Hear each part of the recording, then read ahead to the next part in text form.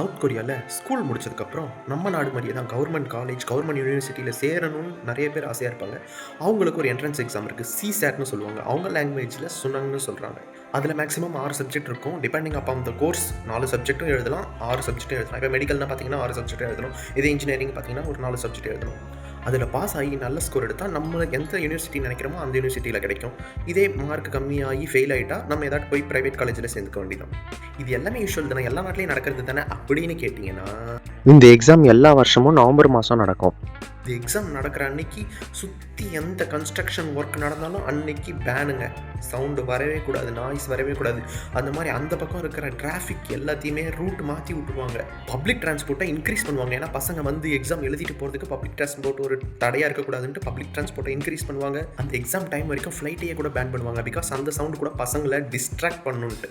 அன்றைக்கி ஒரு நாள் கவர்மெண்ட் ஆஃபீஸ், ப்ரைவேட் ஆஃபீஸ்லாம் கொஞ்சம் நேரம் கழிச்சு ஆரம்பிப்பாங்க. பிகாஸ் அவங்க வீட்டு பசங்களை எக்ஸாமுக்கு கூட்டிகிட்டு போகிற தேவை இருக்கும்ட்டு. அது மட்டும் இல்லாமல் பசங்க வர வழியில் அவங்களுக்கு டிரான்ஸ்போர்ட்டில் ஏதாட்டும் ப்ராப்ளமாக இருந்தாலோ இல்லை வேறு ஏதாட்டும் சுச்சுவேஷனில் ஏதாட்டும் ப்ராப்ளமாக இருந்தாலோ போலீஸே அவங்கள கூட்டிகிட்டு வந்து எக்ஸாம் செல்லில் ட்ராப் பண்ணுவாங்க. பிகாஸ் இது லைஃப்பை டிசைட் பண்ண போகிற எக்ஸாம்னு இவ்வளோ விஷயம் அந்த கவர்மெண்ட் அந்த மக்களுக்கு பண்ணி கொடுக்குது. இந்த எக்ஸாம் கண்டிப்பாக மேண்டட்டரியாக கேட்டிங்கன்னா அப்படிலாம் கிடையாது. எழுதி நல்ல மார்க் எடுத்தால் கம்மி அமௌண்ட்டில் நம்ம படிக்கலாம், அது கவர்மெண்ட் காலேஜில் படிக்கலான்ட்டு. ஸோ அந்த நாட்டில் இப்படிலாம் பண்ணித்தராங்க. பிகாஸ் ஆஃப் லைஃப்பை டிசைட் பண்ண போகிற ஒரு எக்ஸாம்னு நீங்களும் கூகுளில் சர்ச் பண்ணி பாருங்கள். இன்னும் அதை பற்றி நிறைய இன்ட்ரெஸ்டிங்கான விஷயத்தை தெரிஞ்சுப்பீங்க.